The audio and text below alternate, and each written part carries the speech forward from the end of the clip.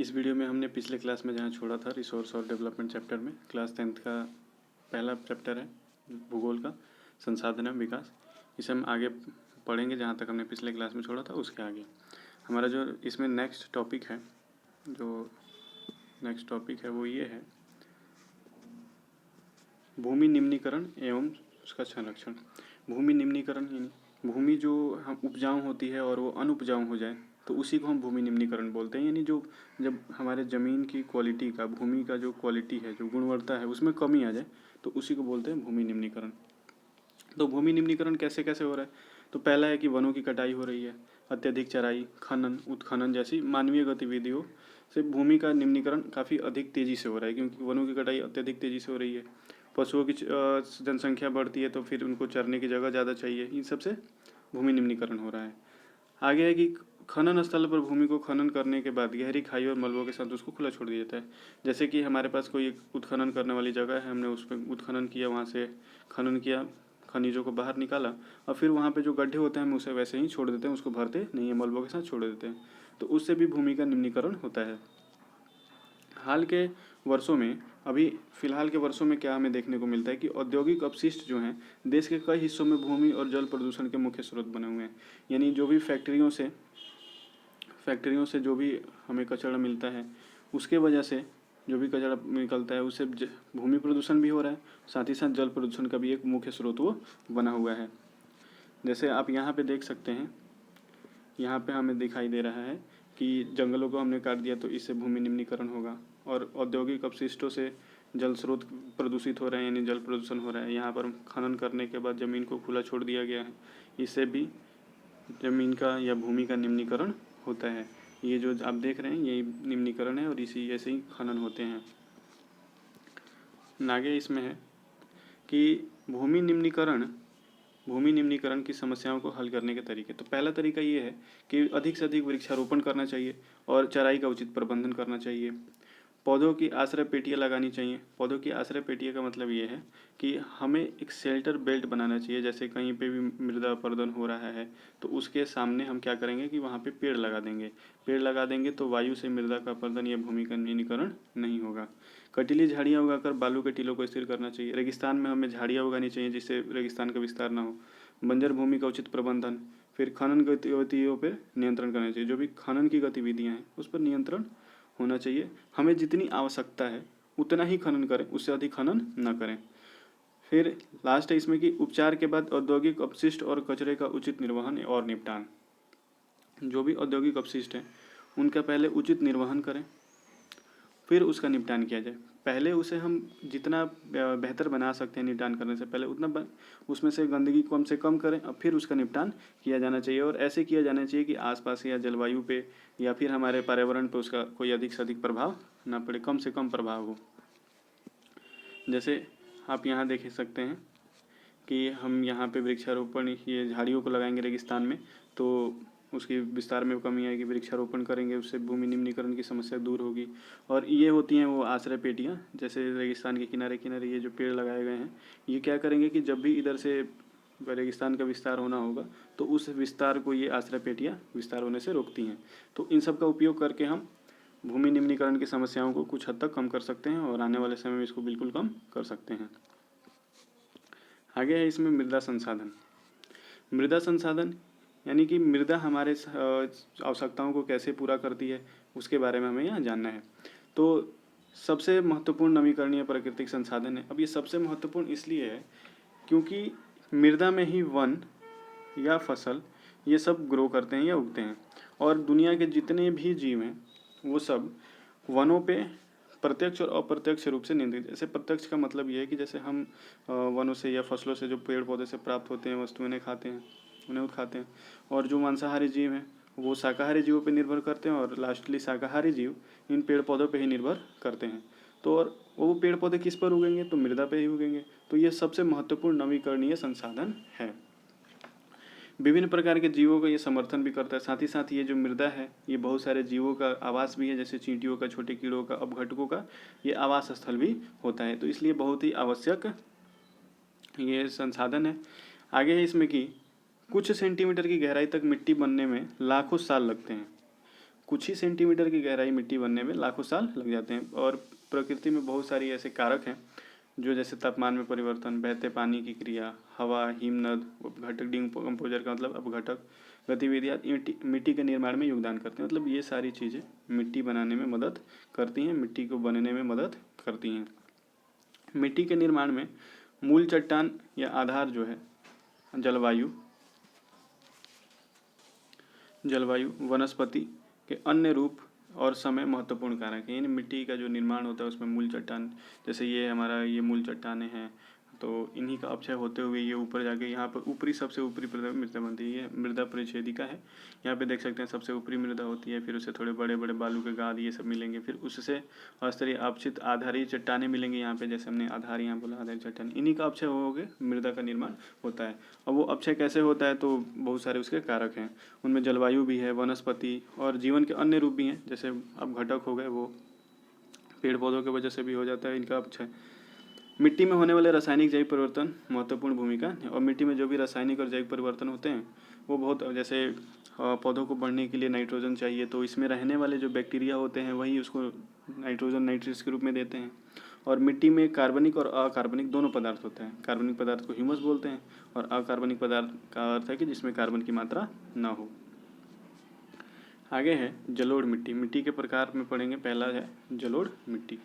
तो जलोढ़ मिट्टी सबसे पहले कि जो उत्तरी भारत है हमारा, ये भारत है, तो उत्तरी भारत में ये 3 नदियों से, गंगा, सिंधु और ब्रह्मपुत्र नदी से मिलकर ये पूरे के पूरे जलोढ़ मिट्टी से बना हुआ है। 3 महत्वपूर्ण हिमालयी नदियाँ, ये नदियाँ हिमालय से निकलती हैं, सिंधु, गंगा और ब्रह्मपुत्र द्वारा बनती है। यह राजस्थान, गुजरात, पूर्वी तटीय मैदान मतलब इस वाले इलाकों में भी पाई जाती है। अब इधर ये पाई जाती है क्योंकि उड़ीसा में महानदी है, गोदावरी है, फिर कृष्णा, कावेरी, इन सब नदियों के डेल्टा बनते हैं यहाँ पर इनका ज्वारमुख बनता है। इस वजह से यहाँ पर भी पूर्वी घाट जो है हमारा पूर्वी तटीय मैदान, यहाँ पर हमें जलोढ़ मिट्टी का विस्तार देखने को मिलता है। जलोढ़ मिट्टी में रेत, गाद और मिट्टी के विभिन्न अनुपात होते हैं। मिट्टी यहाँ पे मृतिका हुई, मतलब बहुत ही महीन कण होते हैं। जैसे जैसे हम नदी घाटियों की ओर बढ़ते हैं तो मिट्टी के कण के आकार में बड़े दिखाई देने लगते हैं। जैसे नदी यहाँ बह रही है और ये यहाँ समुद्र में आके गिरेगी, यहाँ पे हम मान लेते हैं कि समुद्र है। तो जैसे जैसे हम नदी में ऊपर जाएंगे तो यहाँ पर मिट्टी के कण हमें बड़े बड़े, थोड़े जैसे पहले इधर बिल्कुल छोटे छोटे मिलेंगे, छोटे छोटे कण, और ऊपर जाएंगे तो ये बड़ा होने लगेगा। जबकि नदी घाटी के ऊपर इस मिट्टी के खुरदरे होती है, ठीक है, और ऊपर जाएंगे तो और खुरदरे मिलेंगे। आयु के आधार पर जलोढ़ मिट्टी इस प्रकार वर्गित, मतलब आयु के आधार पर इनको 2 भागों में बांट सकते हैं, पुरानी जलोढ़ और एक नई जलोढ़। एक पुरानी जलोढ़ होगी और एक नई जलोढ़। पुरानी जलोढ़ को हम बांगर बोलते हैं और नई जलोढ़ को हम खादर बोलते हैं। देखिए, खादर की तुलना में बांगर की मिट्टी कांकर न्यूडल्स, यानी इसमें थोड़े बड़े बड़े हमको कण मिलते हैं। न्यूडल्स मतलब ये जो कण है हमको ये बड़े बड़े मिलते हैं, अधिक मात्रा होती है, बड़े बड़े कणों की मात्रा अधिक होती है। जबकि खादर में इसमें अधिक महीन कण होते हैं और यह बांगर की तुलना में अधिक उपजाऊ होता है। जो खादर है ये इस खादर जो है ये बांगर की तुलना में अधिक उपजाऊ भी है और इसमें अधिक महीन कण पाए जाते हैं। आगे इसमें कि मतलब यहाँ पे हमें याद रखना है कि आयु के आधार पर जलोढ़ मिट्टी कितने प्रकार की होगी, तो 2 प्रकार की, ठीक है। एक पुरानी जलोढ़, एक नई जलोढ़। नई जलोढ़ को हम खादर कहेंगे और पुरानी जलोढ़ को हम बांगर कहेंगे। आगे इसमें देखते हैं, जलोढ़ मिट्टी बहुत उपजाऊ होती है। इस मिट्टी में पोटास मिलता है, फॉस्फोरस अम्ल मिलता है और चूना मिलता है, कैल्शियम भी, हमें कैल्शियम कार्बोनेट ये सब मिलते हैं। अनुपात होता है जो गन्ने की खेती के लिए, गेहूं की खेती के लिए और धान की खेती के लिए, अन्य दलहनी फसलों के विकास के लिए भी ये बहुत ही आवश्यक है।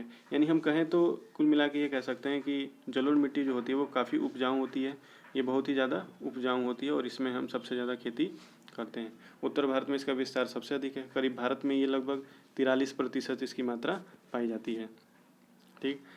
आगे है अगला टाइप है, जैसे आप यहाँ देख सकते हैं ये वाली जलोढ़ मिट्टी का यहाँ पे तस्वीर दिया गया है ये। आगे काली मिट्टी। काली मिट्टी, यह मिट्टी काले रंग की होती है, नाम में ही इसके काली, तो काली लिखा है तो इसका मतलब क्या होगा कि मिट्टी काले रंग की है। इसे रेगुर मिट्टी भी कहते हैं। इस मिट्टी का दूसरा नाम हो जाएगा रेगुर मिट्टी। काली मिट्टी के निर्माण के लिए मूल चट्टान सामग्री के साथ जलवायु परिस्थिति महत्वपूर्ण है। अब देखिए काली मिट्टी जो है उसके निर्माण के लिए मूल चट्टान, यानी मूल चट्टान सामग्री निर्भर करता है कि अगर जो चट्टान है वो अगर काले रंग का है तो मिट्टी भी काले रंग की होगी। साथ ही साथ जलवायु परिस्थिति भी इसके साथ बहुत महत्वपूर्ण कारक है। इस मिट्टी को कपास उगाने के लिए मतलब सबसे अच्छा माना जाता है और काली कपास मिट्टी के रूप में भी जानते हैं इसे। इस मिट्टी को हम काली कपास मिट्टी भी बोलते हैं। और इस प्रकार की जो मिट्टी है वो हम ज़्यादातर देखेंगे तो पश्चिमी दक्कन के पठार में फैले हुए हैं ये, जो कि बेसाल्ट चट्टानों से बना हुआ है और ये लावा प्रवाह से भी बनी है। मतलब ऐसा माना जाता है कि यहाँ पे बहुत पहले ज्वालामुखी उद्गार हुआ होगा और उसी से ये मिट्टी बनी है। ये मिट्टी महाराष्ट्र, सौराष्ट्र, मालवा, मध्य प्रदेश, छत्तीसगढ़ के पठार को कवर करती है, मतलब इन्हीं इलाकों में पाई जाती है। और गोदावरी कृष्णा घाटियों के साथ दक्षिण पूर्व का मतलब है कि हमारे पास जो ये इलाका है तो इस इधर ये दक्षिण पूर्व हो गया, ये साउथ और ईस्ट होता है। तो इस तरीके से जैसे ये नॉर्थ है, ये ईस्ट, ये वेस्ट और ये वाला साउथ, तो इधर जो आते हैं तो यहाँ पर ये साउथ वेस्ट और साउथ ईस्ट हमें देखने को मिलता है, दक्षिण पूर्व। फिर है इसमें कि काली मिट्टी बेहद महीन, यानी मिट्टी की सामग्री यानी मृतिका से बनी, बहुत महीन होती है ये, बहुत ही महीन मृतिका से बनी होती है, बहुत महीन। और इसमें नमी धारण क्षमता बहुत अधिक होती है। काली मिट्टी पोषक तत्वों से भरपूर होती है और इसमें कैल्शियम कार्बोनेट पाया जाता है, मैग्नीशियम पाया जाता है, पोटास और साथ ही साथ चूना भी पाया जाता है। ये महीन है, इसमें नमी धारण भी क्षमता है, साथ ही साथ इसमें अच्छे खनिज भी पाए जाते हैं, कैल्शियम कार्बोनेट, मैग्नीशियम, पोटास, ये सारे। और एक तो ये है कि गीली मिट्टी होने पर ये चिपचिपी हो जाती है और इसमें काम करना थोड़ा कठिन हो जाता है, इसमें आसानी से काम नहीं कर पाते हैं जब चिपचिपी हो जाती है, तो उस समय काम करना मुश्किल होता है। और तब हम क्या करते हैं कि जब पहली बारिश आती है, जैसे प्री मानसून होता है, बारिश की पहली बौछार जब होती है, ठीक है, उसके तुरंत बाद या मानसून में हम इसको, जैसे बारिश मानसून आने वाला होता है उसके पहले जब बारिश होती है एक दो बार, तभी इसमें हम इस खेत की जुताई करके और तब इसमें हम करने लगते हैं, तब आसानी से काम हो पाता है, नहीं तो इसको करना थोड़ा मुश्किल होता है। आगे है ये, जैसे आप यहाँ पे काली मिट्टी देख सकते हैं, ये काली मिट्टी है। आगे है लाल और पीली मिट्टी। लाल और पीली मिट्टी में आप यहाँ तस्वीर में देख सकते हैं कि ये लाल है और यहाँ पे ये पीला भी है, ये लाल मिट्टी और पीली मिट्टी। तो इस प्रकार की जो मिट्टी होती है वो दक्कन पठार में, यानी जो हमारा भारत का ये वाला नीचे वाला जो क्षेत्र है उसी तरफ मिलते हैं, दक्षिण भागों में, कम वर्षा वाले क्षेत्र में। देखिए कम वर्षा कहाँ होती है, जहाँ पश्चिमी घाट है, पश्चिमी घाट से मानसून की हवाएं आती हैं, तो पश्चिमी घाट उन्हें रोक के यहाँ पे जो भी बारिश को, मतलब इधर बारिश हो जाता है और इधर बारिश। तो ये जो मिट्टी है यहाँ पे कम वर्षा होती है, जैसे मैं बता रहा था कि यहाँ पे पश्चिमी घाट है और पश्चिमी घाट होने की वजह से क्या होता है कि यहाँ पे पहाड़ियाँ हैं, जब इधर से मानसून की हवाएं जाती हैं तो इधर इस तरफ बारिश होती है और दूसरी तरफ वृष्टि छाया क्षेत्र बन जाता है जहाँ बारिश नहीं होती, तो इस इलाके में हमें लाल और पीली मिट्टी देखने को प्राप्त होती हैं। आगे क्रिस्टलीय, यानी ये रवा के रूप में होता है, क्रिस्टल के रूप में रवाकरण। और कायंत्री चट्टानों में इसमें क्या होता है ना, लोहे की मात्रा होती है और लोहे में जैसे जंग लगता है तो लाल हो जाता है, वैसे ही इस चट्टानों में इस मिट्टी में लोहे की मात्रा अधिक होने की वजह से ये लाल रंग का होता है। और जब वो उसमें नमी हो जाती है, नमी हो जाता है, हाइड्रेट हो जाता है, नमी मिलती है, तो वो ये पीले रंग का दिखाई, जैसे आप देख रहे हैं यहाँ पे लाल दिखाई दे रहा है और ठीक यहाँ पर पीले रंग का ये दिखाई दे रहा है, यहाँ लाल और यहाँ पे पीला। ये मिट्टी कहाँ पाई जाएगी, तो उड़ीसा, छत्तीसगढ़ के कुछ हिस्सों में, मध्य गंगा के मैदान में और दक्षिण हिस्सों में, पश्चिमी घाट के पीडमेंट क्षेत्र में पाई जाती है। पश्चिमी घाट के पीडमेंट क्षेत्र का मतलब हो गया जो इधर, ये हमारा अरब सागर हो गया, ये अरब सागर की तरफ वाला क्षेत्र, और ये हो गया हमारे भारत का। तो भारत की तरफ जहाँ पे बारिश, जैसे मैंने बताया ना, बादल इधर जाते हैं तो बारिश में वृष्टि छाया, तो उधर की तरफ ही मिट्टी ज़्यादा देखने को पाई जाती है। तो अगला हमारा जो मिट्टी का प्रकार है वो लेटेराइट मिट्टी है, ठीक है। लेटेराइट मिट्टी ये वैकल्पिक आर्द्र और शुष्क मौसम के साथ उष्णकटिबंधीय और उपोष्ण कटिबंधीय जलवायु के तहत विकसित होती है। ये विकसित होता है कहाँ पर, तो जहाँ उष्णकटिबंधीय हो, साथ ही साथ मतलब उष्ण, जैसे हम बात करें तो हमारा ये अगर पृथ्वी हो जाए तो 0 डिग्री और लेके 23.5 या 30 डिग्री के बीच में, फिर इधर भी 23, इन सब क्षेत्रों में इसका मतलब हमें पाया जाता है। यह मिट्टी भारी वर्षा के कारण तीव्र निष्कासन का परिणाम है। भारी वर्षा होती है तो इसमें जो भी निछालन होता है वो चला जाता है। देखिए निछालन का मतलब ये होता है कि निछालन में जैसे मिट्टी में कोई भी चीज़ है, मान लीजिए ये मिट्टी ही है, ये दोबारा बनाते हैं इसको, मान लीजिए ये मिट्टी है, तीव्र वर्षा होगी, वर्षा होने से क्या होगा कि वर्षा होने के बाद मिट्टी में जो भी घुलने वाले इसके संघटक हैं, जो भी इसमें घुलने वाला संघटक है वो उस पानी में घुलकर उसी मिट्टी के नीचे वाले संस्तर में चला जाएगा, नीचे वाले लेवल में चला जाएगा। इसी को हम बोलते हैं निछालन। तो तीव्र निछालन जब होता है तो मिट्टी लेटराइट मिट्टी के रूप में बन जाती है। और जैसे उष्णकटिबंधीय, तो यहाँ बारिश अधिक होती है, इधर भी बारिश, आर्द्र और शुष्क मौसम भी होता है। आगे बात करें तो ये मिट्टी जो है वो अम्लीय होती है और आमतौर पर पौधों में पोषक, इसमें जो है ना, पौधों में जो पानी जो तो पोषक तत्व चाहिए पौधों को, उसकी कमी रहती है। इस प्रकार की मिट्टी ज़्यादातर दक्षिणी राज्य जैसे महाराष्ट्र के पश्चिमी घाट क्षेत्र, उड़ीसा, पश्चिम बंगाल के कुछ हिस्से और उत्तर पूर्वी क्षेत्रों में पाई जाती है। इन सभी जगहों पे पाई जाती है। साथ ही साथ उत्तर पूर्वी क्षेत्रों में देखिए, जहाँ जहाँ अधिक बारिश होगी, तो पश्चिमी घाट में बारिश होती है, उड़ीसा में भी होती है, उत्तर पूर्वी क्षेत्रों में, मेघालय में, इन सब जगहों बारिश होती है, तो वहाँ पे ऐसा पाया जाएगा। यह मिट्टी पर्णपाती और सदाबहार वनों में इसमें पाया जाता है, लेकिन ह्यूमस खराब है इसमें। ह्यूमस खराब का मतलब है कि ह्यूमस की कमी होती है, ह्यूमस की इसमें कमी होती है। यह मिट्टी चाय और कॉफ़ी उगाने के लिए बहुत उपयोगी है। इस मिट्टी पे चाय और कॉफ़ी उगाया जाता है। अगला है हमारा टॉपिक, अगला जो मिट्टी का प्रकार है वो शुष्क मिट्टी, या इसी मिट्टी को हम बोल सकते हैं रेगिस्तानी मिट्टी। शुष्क मिट्टी या रेगिस्तानी मिट्टी। अब शुष्क मिट्टी लाल से भूरे रंग की होती है। जैसे बालू देखे होंगे ना आप लोग, बालू, तो बालू कैसा होता है, लाल से भूरे रंग का। उसी प्रकार की मिट्टी आमतौर बनावट में रेतीली और खारा प्रकृति का होता है। खारा ही नमकीन टाइप का होता है। कुछ क्षेत्रों में तो नमक की मात्रा बहुत अधिक होती है और पानी को वाष्पित करके सामान्य, जैसे राजस्थान में सांभर हो गया, तो क्या करते हैं, पानी को वाष्पित करके वैसे क्षेत्रों में वहाँ से नमक भी प्राप्त किया जाता है। और इस मिट्टी में ह्यूमस और नमी दोनों की कमी होती है। मतलब इस मिट्टी में ना नमी को रखने की क्षमता है और ना ही इस मिट्टी में ह्यूमस पाया जाता है। इसमें कैल्शियम की मात्रा नीचे की ओर बढ़ने के कारण क्या होता है कि मिट्टी के निचले जो क्षितिज हैं, जैसे ये मिट्टी हो गई, तो यहाँ पे कैल्शियम क्या होगा कि रिश्ते हुए नीचे आके जमा हो जाएगा और नीचे जो कंकड़ पत्थर की एक पाई जाती है जो पानी की घुसपैठ को प्रतिबंध करता है। यानी पानी अगर हम इसमें डालते भी हैं तो रिस्क जाने की वजह से पूरा नीचे नहीं जा पाएगा, क्योंकि यहाँ पर कैल्शियम कार्बोनेट का एक परत पाया जाता है जो इसे जाने नहीं देता, कंकड़ परत की बना देता है। तो ये थी शुष्क मिट्टी, इसे रेगिस्तानी मिट्टी भी हम बोल सकते हैं। आगे है इसमें, जैसे आगे इसमें हम देखेंगे वन मिट्टी। अब वन मिट्टी जो है, वन या पर्वतीय मिट्टी, इसे हम वन मिट्टी भी बोलते हैं या फिर पर्वतीय मिट्टी भी बोलते हैं। अब ये मिट्टी पहाड़ी, जैसे पहाड़, पर्वत का मतलब हो गया, ये पहाड़ी क्षेत्र में पाई जाती है, वहाँ पे वन भी अधिक पाए जाते हैं।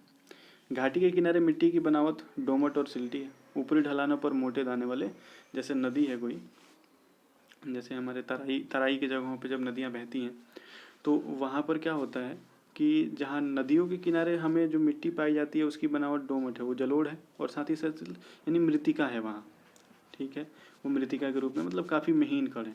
लेकिन जैसे ही हम पहाड़ों के ऊपरी ढलान पर जाते हैं, यहाँ ऊपरी ढलानों पर जाएंगे, यहाँ पर जाएंगे, तो यहाँ पर हमें मोटे दाने वाले मृदा मिलती है।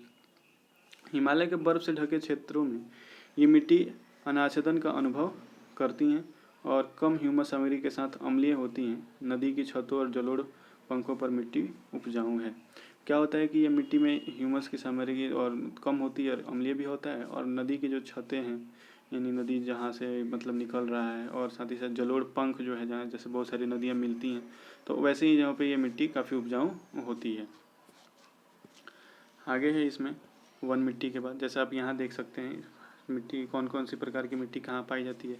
तो जो ये वन और पर्वतीय मिट्टी है, इधर कश्मीर, लद्दाख, ये हिमाचल प्रदेश, उत्तराखंड, फिर यहाँ सिक्किम, अरुणाचल प्रदेश में पाया जाता है ये सारी मिट्टी।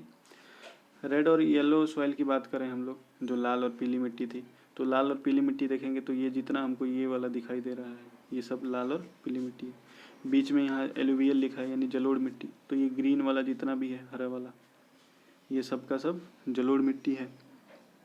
फिर ब्लैक, तो हमने देखी ये मालवा का क्षेत्र, मध्य प्रदेश, यहाँ पर ये छत्तीसगढ़ का क्षेत्र, ये पूरा महाराष्ट्र, कुछ गुजरात, राजस्थान का भी थोड़ा सा क्षेत्र है, कर्नाटक है, तेलंगाना है, ये सब जगहों पे हमें काली मिट्टी। लेटेराइट मिट्टी में आप देख सकते हैं ये वाला इलाका जहाँ अधिक बारिश होती है ये। फिर यहाँ पश्चिमी घाट में यहाँ पर जहाँ अधिक बारिश होती है।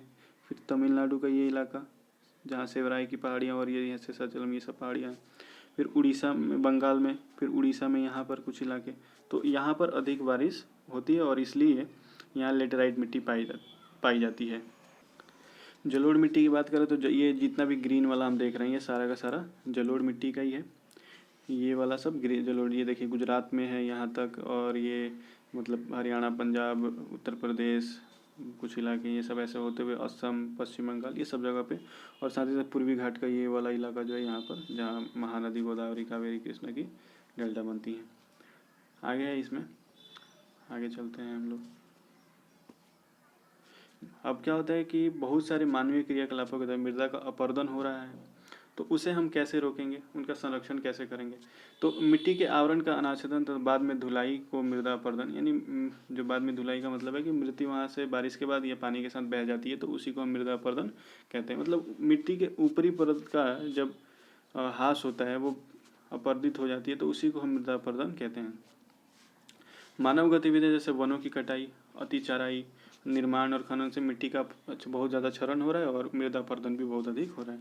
इसके साथ साथ हवा, ग्लेशियर, पानी जैसे कुछ प्राकृतिक ताकतें भी, कुछ ताकत, ये जो प्राकृतिक कारक हैं, ये भी मृदा अपरदन को बहुत सहायक करते हैं और कटाव का कारण बनती हैं। खेती के दोषपूर्ण तरीके भी मिट्टी के कारण, जैसे खेती के दोषपूर्ण तरीके की अगर हम बात करें तो राजस्थान में मतलब बहुत अधिक पशु का चारण होता है, इसलिए वहाँ पे मृदा अपरदन हो रहा है। राजस्थान और पंजाब में अधिक सिंचाई की वजह से मिट्टी का निम्नीकरण और उसका अपरदन हो रहा है, मिट्टी की क्वालिटी ख़राब हो रही है। ठीक है, इस प्रकार से ऐसा बहुत कुछ होता है। फिर है इसमें कि बहता बहता पानी चिकनी मिट्टी को काटता है और गहरे नाले बनाता है। जैसे जो भी बहता हुआ पानी है वो जहाँ से बहेगा, तो आप देखते होंगे बहने के बाद वहाँ मिट्टी का कटाव हो जाता है। भूमि खेती के लिए अनुपयुक्त की जाती है, उसे खराब भूमि के रूप में जाना जाता है। अब ऐसे होगा तो भूमि जो है वो खेती के लिए अनुपयुक्त हो जाती है जब कटाव हो जाएगा। तो देखिए, मिट्टी का जो सबसे ऊपरी परत है उसी में ह्यूमस, उसी में सारे पोषक तत्व मिलते हैं। अगर उसका कटाव हो गया, वो हवा के साथ या जल के साथ अपरदित हो गई, तो फिर वो जो ज़मीन होगी वो खेती के लिए अनुपयुक्त हो जाएगी और उसे फिर हम खराब भूमि कहते हैं। जब पानी का ढलान नीचे के बड़े क्षेत्रों में चादर के रूप में बहता है तो ऊपरी मृदा पूरी बह जाए। जैसे बाढ़ के समय क्या होता है, जो ऊपरी मृदा है, बड़े क्षेत्र की ऊपर की मृदा जो होती है वो बाढ़ के पानी से पूरा का पूरा बह जाती है, तो इसे हम शीत कटाव कहते हैं। और पवन क्या करता है, वायु, बहते हुए वायु को पवन कहते हैं, हवा को। तो वो पवन क्या कहते हैं, ढीली मिट्टी जो समतल या ढलान भूमि पर होती है उसे उड़ा ले जाती है और उसे हम पवन अपरदन कहते हैं। या फिर ऐसा बोल सकते हैं कि पवन के द्वारा मृदा के अपरदन को हम पवन अपरदन कहते हैं। यहाँ आप देख पाएंगे, जैसे यहाँ पर कुछ एग्जाम्पल्स हैं मृदा अपरदन के। जैसे पहला वाला है, यहाँ पे जैसे पानी के बहने पे ये गलियारा बना हुआ है, तो ये भी मृदा अपरदन। यहाँ वायु अपरदन का हम एग्जाम्पल देख रहे हैं, जैसे जो भी ढीली मिट्टी थी उसको उड़ा के। हाँ, ये देखिए आप यहाँ पे, जैसे मैंने बताया कि शीत का कटा हो जाता है, तो जो भी पानी का बहाव है, तो समुद्र में ये हमें जो दिखाई दे रहा है ये पूरा का पूरा मृदा अपरदन है। अब ये मृदा अपरदन, जब मृदा इधर चली जाएगी तो हमारे खेती करने वाली भूमि का ह्रास हो गया, अपरदन हो गया, वहाँ पे खेती नहीं होगी। और अभी हमने थोड़ी देर पहले जाना कि एक कुछ सेंटीमीटर मृदा को बनने में ही लाखों साल लग जाते हैं, कुछ सेंटीमीटर मृदा को बनने में ही लाखों वर्ष लगते हैं। तो सोचिए अगर इतनी इतनी मृदा का अगर अपरदन होगा तो ये गहरी समस्या है, हमें इसे कम से कम करना चाहिए। तो इसे कैसे कम कर सकते हैं, तो उसके लिए कुछ तरीके हैं। जैसे कि सबसे पहला तरीका है कि जो भी समोच्च रेखा के साथ जुताई कीजिए, ढलानों के नीचे पानी का प्रवाह धीमा होना चाहिए और इसे कंटूर जुताई कहते हैं। जैसे पहाड़ी इलाके जो हैं वहाँ पे हमें सीढ़ी नुमा खेती करनी चाहिए, मतलब ऐसा बनाना चाहिए कि जो पानी का प्रवाह है वो तीव्र ना होकर, इस तरह से अगर हम बना देंगे तो पानी यहाँ से फिर यहाँ फिर ऐसे करके, तो पानी की स्पीड कम हो जाएगी, तो कटाव भी कम होगा। फिर क्या होता है, छत की खेती कटाव को प्रबंधित करती है। फिर छत बना के उसको घेर घेर के, मतलब बड़ा सा ज़मीन है तो उसको बॉन्ड बना बना के ऐसे खेती करेंगे। इस प्रकार किसी पति पश्चिमी और मध्य हिमालय में की जाती है। ठीक है, ऐसे छत बना के टेरेस फार्मिंग वहाँ पे की जाती है, मतलब पहाड़ों पर ये ऐसे मतलब बाउंड्री बना बना के कि पानी यहाँ से नीचे नहीं जाए, उस तरह खेती की जाती है। जब एक बड़े खेत में पट्टियाँ विभाजित किया जाता है, जब क्या करते हैं कि एक बड़े से खेत में उसको पट्टी विभाजित कर लेते हैं और फसलों के बीच घास की पट्टियाँ उगने के लिए छोड़ दिया जाता है, फिर यह हवा के बल को तोड़ देती हैं। इस विधि को स्ट्रिप क्रॉपिंग कहा जाता है। ठीक है, अब क्या होता है कि तो इसे पट्टीदार खेती, मतलब स्ट्रिप क्रॉपिंग में पट्टीदार खेती के नाम से जाना जाता है। फिर आश्रय बनाने के लिए, जैसे मैंने अभी पहले शेल्टर बेल्ट दिखाया पीछे, वैसे पेड़ों की कतार लगाने से रेत के टीले के स्थिर करने और पश्चिमी भारत में रेगिस्तान को स्थिर करने में मदद मिलती है। ऐसे पेड़ों की पंक्तियाँ को शेल्टर बेल्ट कहा जाता है, आश्रय मतलब कहा जाता है, शेल्टर बेल्ट उसे हम कहते हैं। तो ये कुछ तरीके थे जिससे हम मृदा का संरक्षण कर सकते हैं, ठीक है। और विभिन्न तरीके हैं ये। आगे इसमें जैसे आप यहाँ देख सकते हैं, अब यहाँ जैसे ये हमारी काउंटर फार्मिंग हो गई, या इसी ये छत बना के खेती हो गई। जैसे यहाँ पे छत जैसा बना दिया गया है और ढाल में जैसे पानी जो भी है नीचे ये अचानक नहीं जाएगा तो मृदा का अपरदन नहीं होगा, फिर बना के जैसे पहाड़ों पे खेती की गई है। ये हमारी स्ट्रिप फार्मिंग हो गई। स्ट्रिप फार्मिंग क्या की है, जैसे यहाँ पर एक फसल लगा दी है, बीच में दूसरी फसल है, फिर एक दूसरी फसल है। इससे क्या होता है कि जो भी वायु का वेग होगा इनके द्वारा कुछ कम हो जाएगा। इधर घास भी है तो वायु का जब वेग कम हो जाएगा, चाल कम हो जाएगी, तो जो फसल है बीच में जैसे हम घास उगा देते हैं तो वायु सारा का सारा बल घास पे लगाएगी, उसका स्पीड कम हो जाएगा और फसलों को कम से कम नुकसान होगा। और साथ ही साथ मृदा संरक्षण के लिए हमें वृक्षारोपण भी करना चाहिए। ये सारी चीज़ों को जब हम ध्यान देंगे, साथ ही साथ और भी चीज़ें होती हैं, जैसे कई बार खेती करते समय मृदा अपरदन को रोकने के लिए बारिश समय उसमें पुआल और भी बहुत सारी चीज़ों को रख दिया जाता है जिससे मृदा का अपरदन नहीं होता है। तो ये कुछ तरीके हैं जिससे हम मृदा संरक्षण कर सकते हैं। तो इस वीडियो में इतना ही, फिर अगले सेकंड चैप्टर में हम मिलते हैं। तब तक के लिए धन्यवाद।